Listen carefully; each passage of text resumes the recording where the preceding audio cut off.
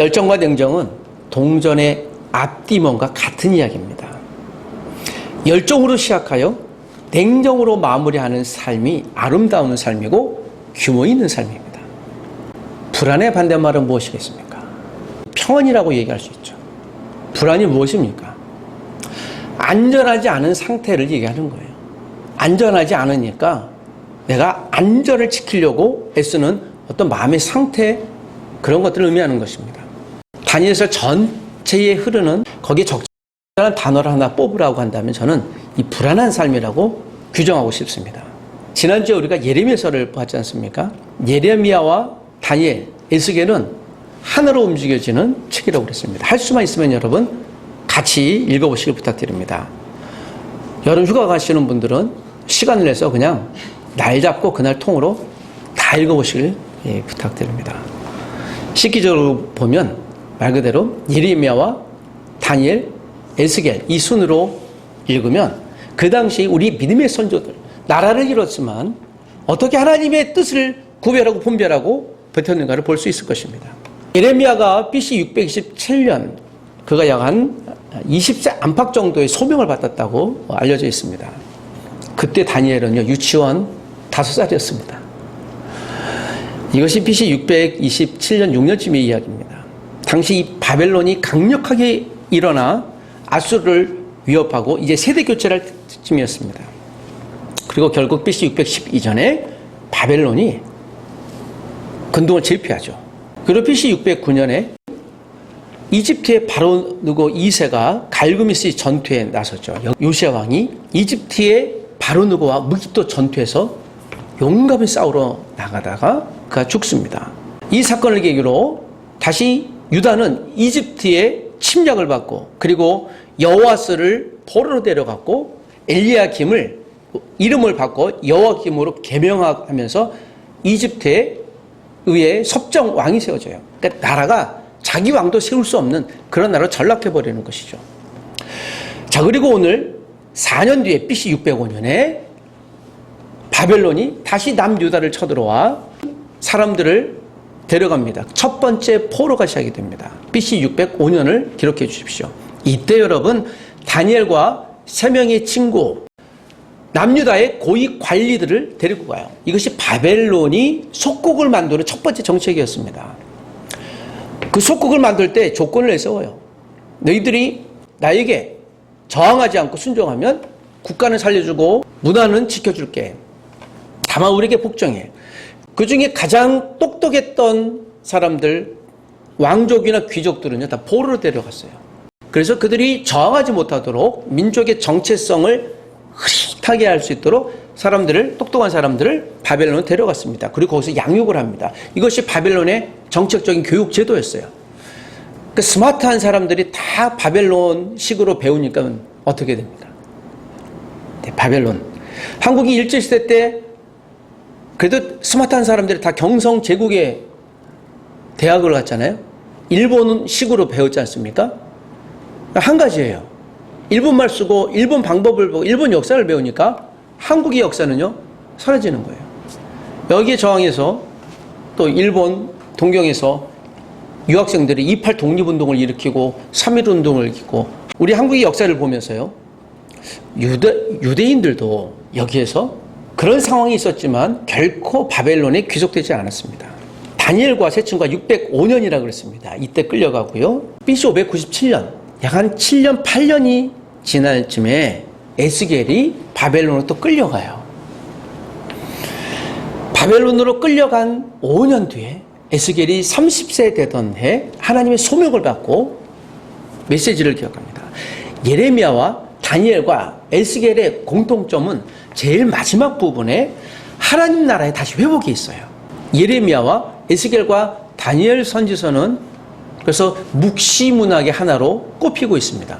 언젠간 하나님이 다시 나라를 회복시킬 것에 대한 말씀이기도 하는 것입니다. 그래서 다시 정리하면요. 이 세 사람이 즉 같은 시대에 살았던 것을 여러분께 이야기합니다. BC 603년에 남유다에서는요. 거짓 선지자 하나냐가 반란을 일으키죠. 예레미야 28장에도 있는데요. 이렇게 얘기를 해요. 바벨론 생활이 한 2년 이내 끝날 테니까 걱정하지 마세요. 근데 예레미야는 자꾸 바벨론에 항복하라고 그러니까 거짓말이에요. 라고 하는 거짓말을 해요.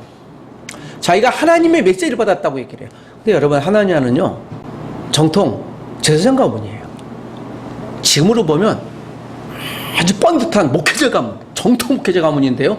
그가 지금 거짓 메시지를 받는 거예요. 여기서 여러분 중요한 메시지인 것이죠. 사단의 역사는요, 지난주에 얘기했잖아요. 예레미야는 폐족된 가문이라고 그랬지 않습니까? 제사장? 거기 하나는요, 정통 사독 가문이에요. 그러니까 누가 더 신뢰하겠습니까?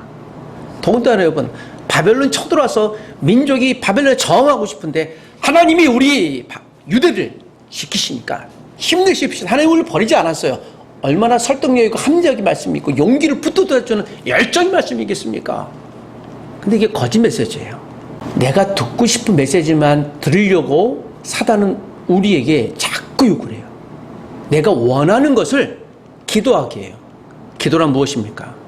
내가 하나님께 간구하지만 하나님이 나에게 주시는 말씀도 듣는 거잖아요. 기도는 그래서 하나님과 나 사이에 있는 소통이지 않습니까? 결국엔 우리가 누구의 뜻을 받아들이는 거예요? 하나님 뜻을 받아들이는 거잖아요. 이렇게 보면 거짓 선지자 하나냐는 정말 포기하지도 않는 것 같아요. 그뿐이겠습니까? BC 597년 남유다가 2차 포로로 가요. 잡혀갑니다. 이때 에스겔도 잡혀가죠. 근데 여기에서요, 바벨론에서 스마야라고 하는 거짓 선지자가 거기서도 예언을 해요. 예레미야가 저렇게 나라가 망한다고 하는데 절대 망하지 않을 거예요. 어디서요? 바벨론 포로된 사람 중에 스마야라고 하는 정통 제사장 가문의 한 사람이, 그 리더십 중에 믿을만한 사람이 하나님이 예언을 해요. 여러분, 안 그래도 포로 생활 중에 지치고 힘든데요, 하나님이 곧 회복시키고 예레미야가 거짓말이에요 라고 한다면 누구 말을 듣겠어요? 그러니까 이 흐름들이요, 오늘 예레미야와 다니엘 그리고 에스겔까지 가는 거예요. 예레미야를 이렇게 공격할 때 여러분, 다니엘은 뭐 했습니까? 거기서 그 사건이 오늘 본문의 사건이에요. 이렇게 예레미야를 공격할 때 또 다니엘은 15세에 비록 잡혀갔지만 다시 믿음으로 싸우고 이겼었던 그런 일들 중에 오늘 본문이 기록된 것입니다.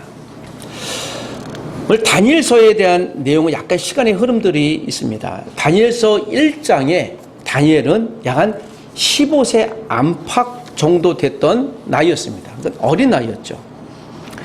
그럼 오늘 본문에 있었던 다니엘과 그 세 친구들이 느부갓네살 왕 치하에서, 느부갓네살이 한 40여 년을 통치를 했거든요. 시대의 정황 또 여러 학자들의 견해에 의하면 다니엘과 세 친구가 바벨론에 잡혀간 지 한 15에서 20년 지났을 때 이야기예요. 그들이 15세라고 친다면 지금 몇 살 정도 됐을 때 이야기일까요? 그래서 한 35세나 40세쯤 이야기예요. 그러니까 이거 단순히 그들이 어렸을 때 이야기가 아니라 시간의 흐름이 있는 것이죠. 성경이 그 대표적인 사건만 나타내고 있습니다. 자, 이렇게 세 사람을 기억해 주시길 부탁드립니다. 다니엘은요, 81세에 사작으로 잡혀갔어요. 이것이 오늘 다니엘서 5장, 6장에 나오는 내용이기도 합니다. 그 82세에 그가 사자굴에서 나와 다시 사역을 하고 결국 고레스 원년까지 선지자 사역을 하고요. 고레스가 누구예요? 키루스 2세잖아요. 그 사람 어떤 일 했죠? 이스라엘을 다시 회복시키는 그 일들을 했던 왕이에요. 그 파사의 왕인 것이죠. 그 다시 돌아오는 거예요. 그래서 아마도 다니엘은 85세까지 정도 살았을 것이다, 이렇게 추측을 하기도 합니다. 15세 잡혀가서 85세, 90세까지 살았으니까요. 몇 년 동안 거의 70에서 80년 안팎 정도의 선지자 사역을 했다고 예측을 합니다. 자, 그래서 오늘 다니엘이 오늘 1장이 15세부터 시작하여 다니엘 마지막, 다니엘의 6장까지 7장부터는 예언서고요. 예언했던 내용이고 마지막 장까지를 보면 다니엘의 한 85세까지가 인생이 다 들어있는 거예요. 그러니까 그의 인생을 우리가 목도하는 거고요. 그 인생 가운데 3명의 친구들이 등장합니다. 누구라고요? 3명의 친구? 예. 세 명의 친구가 누군지 오늘 답하신 분들은 이제 신학교 입학할 때 나오는 시험 문제를 마칠 자격이 있습니다. 자, 다니엘, 하나냐, 미사엘, 아사랴. 다니엘과 세 친구의 이름을 여러분께 드렸습니다. 그런데 여러분, 다니엘은 이름이 무엇으로 바뀝니까? 벨드사살로 바뀝니다. 여러분, 제 뜻을 잠깐 말씀드릴게요. 벨드사살의 뜻은 벨이 사랑하는 자예요. 벨은 무엇입니까? 바벨론이 믿었던 태양신이에요. 태양신을 사랑하는 자예요. 다니엘이요, 하나님이 결정하신다, 심판하신다, 하나님의 공의라는 이름 뜻에서 여러분, 벨이, 즉 바벨론의 우상을 사랑하는 자로 이름이 바뀌는 거예요. 그리고 하나냐는요, 여호와는 은혜로우시다, 은혜로운 하나님인데요, 태양신에게서 빛을 받았다로 바뀌어요. 미사엘은요, 하나님은 누구이신가에 대한 이름 뜻에서 메삭, 누크 사크 여신과 같으리니, 그 여신의 추종자, 누크라는 그 벌거벗은 여자 신이거든요. 그게 추종자라는 이름 뜻이 있는. 마지막으로 아사랴는요, 여호와가 오셨다, 하나님이 임자신다는 뜻인데, 이 아벤누고로 바뀝니다. 이거는요, 불의 신, 누구의 신실한 종. 이 누구가 그들이 믿었던 불의 신이거든요. 그러니까 여러분, 다들 다니엘, 야 이렇게 들어가면요, 하나님과 관계된 거예요. 다니엘, 하나, 야, 미사엘, 이사, 랴, 다 하나님과 관계된 이름 뜻에서 전부 우상을 섬기는 이름으로 바뀌어져 버리는 거예요. 얼마나 비참했겠습니까? 그러니까 그들의 정체성도 잃어버리는 거예요. 여러분, 성경은 오늘 다니엘서, 그러니까 유대인의 입장에서 기록했기 때문에 이름을 다니엘이라고 불렀죠. 벨드사살을 불렀을 거예요, 이름. 또 하나냐, 미사엘, 아사랴는 사드락, 메삭, 아벤누고로 불렀을 거예요. 그래서 오늘 본문에 이 세 친구를 느부갓네살 왕이 이름을 무엇으로 불러요? 사드락, 메삭, 아벤누고라고 부르는 거예요. 즉 이들은요, 자신의 정체성을 지금 최소한 본문에서는 지키지 못하는 상황이고 드러내지 못하는 상황이었던 것이에요. 왜냐하면 이름도 바뀌고 다 바뀌었잖아요. 그런데 우리가 이 3장 본문에서 나오는 배경을 알 수 있듯이 느부갓네살 왕의 신상이 어떻게 하라고 그랬어요? 절하라고 그랬잖아요. 근데 이 세 친구는 어떻게 했습니까? 동의하지 않았잖아요. 왜 동의하지 않았죠? 신상을 만들어서 절하는 것은 우상을 섬기는 것이다. 이것을 다니엘서 1장에 나오는 내용과 맥을 같이 하는 겁니다. 자, 오늘 다니엘서 이 본문에 나오는 3장에 나올 때 다니엘과 이 세 친구가 나이가 어느 정도 됐다고요? 예, 한 15에서 20년 정도 흐른 거예요. 정상. 그러니까 35에서 40세 정도 됐을 때예요. 그들이 오늘 청소년이었을 때, 15세 정도 됐을 때 다니엘서 1장이 기록됐는데요. 그때도 오늘 믿음의 정체성을 지키려고 그들이 음식을 거부했는데요. 오늘 본문에도 다시 하나님 나라를 위해서 우상에게 절하지 않는 정체성을 지켰어요. 여러분, 그러니까 15년, 20년 동안 그들이 바벨론에서 살면서 우상에게 절했을까요, 안 했을까요? 이건 이제 바벨론의 정책과 연관되기도 합니다. 그들이 바벨론에 귀속되긴 했지만 그들의 믿음과 신앙은 지키도록 허용해 준 거예요. 그래서 여러분, 다니엘도 하루에 몇 번 기도했습니까? 그래서 늘 하던 대로 했잖아요. 그냥 언젠가 특별 기도한 게 아니라 늘 하루에 3번 기도했던 것처럼. 더군다나 이 세 친구들은 다니엘과 더불어서 실력을 인정받았어요. 그러니까 실력도 있었고, 그 실력이 인정받는 반면에 바벨론에 저항하지 않고 바벨론의 정책을 잘 수호하는 공무원으로서 역할을 하되, 너희들이 믿는 신은 믿어라. 왜냐하면 바벨론은 몇 가지 신을 섬겼기 때문에, 다 섬겼기 때문에. 이게 정책이에요. 하나님이 또 그냥 우상 중에 하나로 믿었던 거예요, 그들이. 이것이 민족 수용 정책이기도 했습니다. 그런데 오늘 특별히 기간을 두고 이때 신상에게 절해야 되는데 하지 않는 것을 결정을 해버렸어요. 그 세 친구가 어떻게 됐겠습니까? 왕의 분노를 샀죠. 여러분, 느부갓네살 바벨론 왕은요, 그냥 말 그대로 우리가 지금 왕으로 통칭하지만 그는 절대 전 세계 근동을 지배했던 절대 군주예요. 그 말 한마디를, 그것도 공무원 하나가 절하지 않는데요. 자, 아마도 이 세 친구에 대해서 누군가 분명 정치적인 의도를 갖고 있었던 것 같아요. 다니엘과 이 세 친구가 굉장히 스마트하고 또 믿음도 좋았고 어디 가서도 내려도 꿀리지 않았던 사람들이기 때문에요. 결국엔 그들이 오늘 24절부터 읽었다 3절 있는 대로 풀무불이 이 당시 몇 도 정도 됐는가 하면 보통 한 3,000도 정도 됐어요. 그래서 본문에 이 세 친구를 데리고 가는 사람이 타 죽을 정도예요. 그러니까 굉장히 뜨거운 거죠. 자, 그러므로 저들이 공개 심판을 하는 거예요. 풀무불 속에서. 화형시키는 거죠. 야, 그러므로 왕의 권위를 세우는 거예요. 네 말을 안 들으면 이렇게 될 거야 하고 보는데요. 어떻게 됐어요? 저기 뭐야? 들어간 건 3사람인데 어떻게 4명이 왔다 갔다 하는 거예요. 더군다나 불에 타는 것 같지도 않아요. 신비한 일이죠. 여러분, 이 세 친구의 이름이 뭐라고요? 다 무엇 관계됐다고요? 바벨론이 믿는 신의 이름과 관계된 거예요. 그래서 바벨론 신의 이름을 갖고 있는 그들이 불에 타 죽어야 되는데, 왜냐하면 느부갓네살 왕이 신 중의 신이 자기를 거부했으니까. 근데 죽지 않았어요. 신비한 일인 거죠.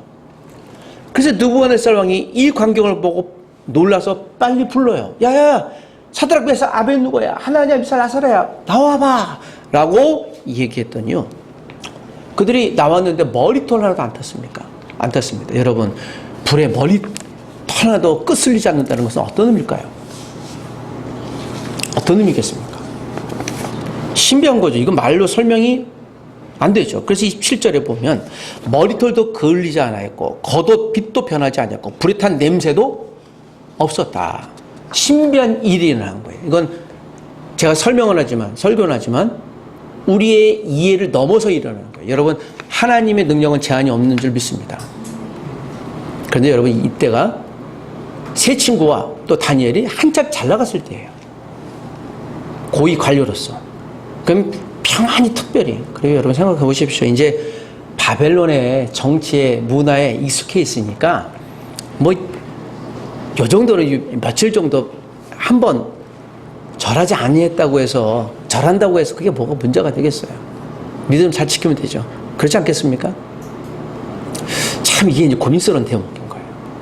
이걸 우리에게 빗대서 보면, 여러분, 우리가 얼마나 세상 안에서 세상과 함께 고백하고 또 동행하고 하는데, 야, 이 세 친구를 빗대어 보면 우리는 어떻게 될까? 유추할 수 있지 않습니까? 뭔가 이렇게 세상이 문화 안에 있지만 그 안에서 하나님 나라를 정체성을 지키고 살아간다는 것이 얼마나 쉽지 않고 어려울까? 우리는 어떻게 살아야 될까? 그런 고민이 드는 경우가 참 많이 있을 수 있습니다. 여기 여러분, 다니엘도 우리가 알 수 있듯이 요 바로 앞장에 보면 느부갓네살 왕이 한 꿈을 꾸지 않습니까? 그때 여러분, 다니엘이 왕 앞에 나가서 내가 해석할 거라고 환관장한테 얘기하지 않습니까? 그때 다니엘이 어떻게 해요? 나가기 전에 그 3명의 친구들에게 어떻게 합니까? 이거 다니엘서 2장 14절에 이런 일 있죠. 하늘에 계신 하나님이 은밀한 일에 대하여 긍휼히 여기사 자기 다니엘과 동무 친구들이 바벨론의 다른 박사와 함께 죽임을 당하지 않게 하시기를 그 세 친구들로 구하게 아니라. 굉장히 중요한 대목인데요. 이 다니엘과 세 친구들은 바벨론에서 동역자로 사역했다는 것을 보게 돼요. 여러분, 여기에 나와 있지 않지만 이 당시에 어느 선지자가 있었다고요? 에스겔. 바벨론에. 예레미야는 여전히 남유다에 있었대요. 이 본문이 나올 수 있는 사건을까지. 그러므로 여러분, 내가 지금 홀로 여기서 고난당하고 몸부림치는 것 같지만 그런 동역자 동지들이 곳곳에 하나님 숨겨놓으신 분들이 있어요. 이것이 마치 모자이크처럼 하나님 밑에 적절하게 바둑용어로 아다를 끼워 넣는 거예요. 이게 형세는 지고 있는 것 같은데 그 신의 한 수처럼 하나님께서 모든 환경에 대해 적절한 타이밍 시간 가운데 모든 것을 역전시키려고 준비하고 계신 거예요. 예레미야가 고난 당하는 것 같지만 이걸 여러분, 다니엘과 에스겔도 그 소식 들었을 거예요. 다니엘이 그렇게 어려움이 나오고 있을 거야. 예레미야도 여기서 들었을 거예요. 거룩한 상상을 해보면 분명 이런 일들을 보면서 서로 융통하고 기도하고 했을 것이 분명할 거예요. 에스겔과 다니엘이 이렇게 어려움이 겪을 때 서로 아마 그런 기도 제목을 나누고 했었겠죠. 여기 2장 14절에 다니엘과 그 세 친구의 아주 소중한 기도의 연합은 우리가 놓치지 말아야 될 매우 중요한 대목이에요. 내가 왕 앞에 나서는데 이제 우리가 마지막일지 몰라 나도. 그 실제로 그랬거든요. 꿈을 해석하지 못하면. 여러분 다니엘에게 하나님이 꿈을 해몽할 수 있는 은혜를 주셨는데 혹시 느부갓네살이 그거 아니야라고 한다면 어떻게 하겠어요? 그러니까 이게 마지막 순간이에요. 마지막 순간 마지막 기도를 그 친구들에게 요청한 거예요. 여러분 우리의 기도가 누군가에게 기도해 주세요 라고 요청하거나 누군가 나에게 부탁했을 때는요 마지막 기도처럼 해야 돼요. 그게 다시 한번 내일을 빗볼 수 없는 그런 갈급한 마음이 우리에게 기도 동지 친구로 있어야 될 줄 믿습니다. 기도를 가볍게 여기기 시작해보라. 지난주에 사업에 어려움을 당하고 있는 집사님이 저한테 목사님 이 사업이 잘 될지 안 될지 불안해요. 그래서 제가 알겠다고 기도하겠다고 불안해하지 마시라고. 거기 사업 참 잘하십니다. 어제 제가 문자를 드렸어요. 집사님 제가 한 주일 동안 기도하고 좋겠습니다. 제가 감동했던 하나님 말씀 하나 드리고 했더니 그분이 그래요. 목사님 정말 기도해 주셨어요? 그래서 늘 제가 받는 보편 정말 기도해 주셨어요 하니까 그럼 나를 뭘로 알고 하라는 거예요. 제가 일주일 동안 더 기도할 테니까 또 하나님 은혜가 있으면 더 주세요. 참 감사히 여기시더라고요. 여러분 우리가 하는 기도는요 내일이 보장되지 않을 정도의 마음으로 기도해야 될 줄 믿습니다. 이것이 새 친구들이 보여주는 메시지예요. 기도에서 신비한 일이 있었다. 여러분 다니엘서가 그냥 2장으로 끝나도 돼요. 죽었다. 그들이 다니엘이 왕 앞에서 꿈 해몽 못하다가 죽었다라고 해도 돼요. 중요한 건 그 결과에도 있지만 이 속에서 다니엘이 물론 살아나야 돼요. 왜냐하면 나중에 이들이 남유다 백성들이 귀환할 때 총리 역할을 했었거든요. 그러니까 분명히 있을 것이에요. 그 생존 가치가 있었기 때문에 했겠지만 그렇지 않고 그들이 죽었을지라도 하나님 성경이 우리에게 메시지하라는 말은 위기 앞에서 그들이 역시 기도 친구로 남았구나 하는 메시지는요 강력하게 우리에게 울림을 줄 거예요. 기도는 그래도 실패 자체가 없어요. 당장 이러지 않아도 이거 안 됐네. 안 된 것 자체도 하나님의 그 당시 뜻이 있는 것이에요. 그리고 오늘 다시 3장으로 돌아와서 이 3장의 역사는 우연히 일어난 일이 아닌 것이죠. 여러분 지금 이 세 친구가 있을 때 혹시 다니엘이 어떤 역할을 했습니까? 턱을 딱 높이고 뒤선치고 쟤네들 죽으면 안 되는데 그것도 죽으면 어쩔 수 없지 뭐 하고 자기 안일을 했을까요? 우리가 분명 할 수 있는 건 여러분 이 세 친구를 위해서 다니엘도 분명 정치적인 어떤 역할을 하든지 아마 했을 거예요. 그 다니엘이 총리였잖아요. 그런데 세 친구의 죽음을 막을 수가 없는 거예요. 그 당시에 이들의 생활, 즉 생존 방식을 얘기하고 있는 거예요. 녹록지 않았다. 이들은 하루하루가 마지막 삶 같았다. 그럼에도 이들은 10년, 20년, 그리고 70년 동안 믿음을 지켰다. 이야기예요. 우리는 지금 성공 사례들만 여기서 보는 것 같지만 다니엘서의 메시지는 예언서잖아요. 그 고난 가운데서 믿음을 지켰다라고 하는 메시지를 우리에게 호소하고 있는 거예요. 여러분의 기도 친구는 누구입니까? 아니, 여러분은 저는 누구의 기도 친구, 기도의 동역자이십니까? 우리의 기도는 마지막 기도예요. 오늘도 우리가 나누는 기도는 마지막 기도인 줄 알고 여러분 우리가 기도의 줄을 놓지 않기 원합니다. 이 세 친구가 푸르풀에서 살아나왔다라는 메시지보다 이들이 믿음을 끝까지 지켰다와 더불어 보이지 않지만 다니엘이 자기 골방에가 하나님 나의 친구들을 살려주십시오. 기도하지 않았을까요?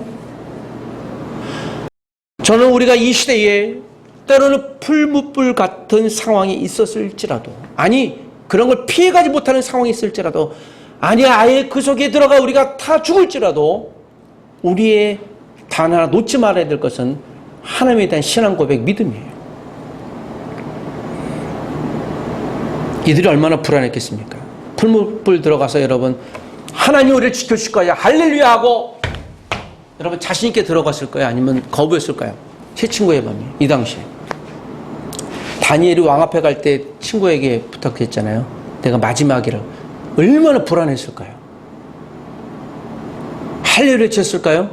저는 그렇게 이거 안 되면 진짜 마지막에 죽겠다. 마지막이에요. 제 친구들도 즐겁게 룰루랄라 들어가지 않았어요. 아, 이제 죽는구나. 우리 순교하는구나. 그리고 들어갔어요. 이걸 데리고 들어간 사람이 불에 타 죽었다는 건 뭐예요? 그 자발적으로 들어가지 않았다라는 거예요. 부모뿔 속에 끌려간 거예요. 그 죽기 싫어한 거예요. 저항한 거예요. 안 들어갈 거예요. 인간적인 저항이 있었던 것이에요. 그런데도 그들이 던져졌어요. 그때 여러분, 다니엘 얼마나 그가 마음이 찢어졌겠습니까? 하나님, 저를 살려주십시오. 기도가 없는 것 같지만 에스겔이 여러분 이 성을 보고 몰랐을까요? 저는 충분히 에스겔이 이 성을 목도하고 있었을 것으로 봐요. 아무도 없는 것 같지만 그들을 위해 기도했던, 단순히 세 명의 믿음이 그들을 살린 것이 아니라 보이지 않는 곳에서 기도했던 바로 그 믿음. 여러분, 불안한 상황 속에서 하나님이 충분히 역사하시고 그 불안함 마저도 극복해 하시는 하나님의 은혜를 여러분, 우리가 믿습니다. 우리가 불안함이 없어지지 않을 것입니다. 혹시 지금 불안한 가운데 계십니까? 불안함이 극치가 올 때 우리 공황장애라고 해요. 아무것도 할 수 없는 그 상태예요. 때로 우리가 기도할 수 없는 상황이 있을지도 모르겠습니다. 불안한 상황을 내가 해결할 수 없는 상황이 있을지도 모르겠어요. 지금 그 상황 가운데 이 메시지를 듣고 있는 저와 여러분 누군가에게, 아니면 나의 누군가, 내가 기도하는 믿음의 동역자들이 그 상황 가운데 있을지 모르겠습니다. 여러분, 그때 나의 기도가 마지막 기도인 줄 알고 그를 위하여, 그녀를 위하여, 우리 동역자를 위하여 기도를 쉬지 않기를 원합니다. 불안한 가운데 우리는 무엇을 해야 될까요? 여러분, 혹시 자녀가 말을 듣지 않는다고 자녀의 진로에 대한 고민을 하고 계신 부모님 계십니까? 목사님, 정말 말 안 들어요. 얘가 이상한 길로 갈까 겁이 나요. 몇 살이에요? 15살 중2인데요. 제가 그랬죠. 잘 자라고 있는 거예요. 중2가 뭔 말을 듣겠어요. 근데 부모님은 어때요? 불안해요. 재정의 불안이 있어요. 건강의 불안이 있어요. 관계의 불안이 있어요. 불안이 극치가 되면 공황이 다 와요. 평안을 어떻게 얻을 수 있을까요? 실제로 일어났던 일이라고 합니다. 미국 보잉 747 비행기를 운행하던 기장이 2000m 상공쯤 가는데요, 쥐소리가 들린 거예요. 다들 놀랐죠. 한승무원이 여기 쥐가 있는 것 같아요. 왜냐하면 설치류가요, 조종장치를 갉아먹는 습관이 있기 때문에요. 위험한 순간이에요. 그 순간 이게 다시 회항하려고 하다가 비행기가 어떻게 될지 모르겠어요. 이때 이 기장이, 하나님, 내가 어떻게 해야 되겠습니까? 순간 스치면서 설치류가요, 높은 고도에서는 그가 살지 못하는 걸 알고 바로 기술을 올려서 5000m 상공에서 30분을 돌아요. 그리고 쥐소리가 없이 다행히 무사히 운행을 하고 목적지 갈 수 있었다고 합니다. 여러분, 위급할 때 이 기장처럼 하나님 도와달라고 하나님을 바라봤을 때 여러분, 하나님의 아이디어가 생긴 것이죠. 위급할 때 우리 믿음이 더 높이 상승하여 하나님과 소통하는 기도의 자리를 놓치지 말아야 돼요. 그 기도는 마지막 기도일 수 있는 것이에요. 불안을 피할 방법은 어디에 없습니다. 불안과 맞서 싸울 능력을 소유하는 길뿐이에요. 제가 존경하는 목사님이 정말 설교 잘하시는데 심각한 우울증이 있어요. 설교 쓸 때마다 자기가 불안하고 우울해요. 벌써 10년 넘게 설교를 하세요. 그 약 먹고 계세요. 불안한 거예요. 네. 설교를 어떻게 했는지 하고 와요. 그러나 여러분, 기억해야 됩니다. 불안마저도 느끼기 쉬운 하나님을 찬양해야 돼요. 우리가 불안하니까라는 이 상황 가운데 기도 부탁을 하는 거예요. 살려달라고 요구하는 거예요. 하나님, 내가 이 가운데 실패하지 않기를 원합니다. 불안하니까 하나님의 평안을 갈구하는 것이에요. 불안함을 넘어 평안을 준 하나님을 찬양합니다. 여러분, 세상이 알 수도 없는 평안, 하나님 주신 평안을 한 주일 동안 기도 가운데 누리시기를 부탁드립니다. 기도하겠습니다.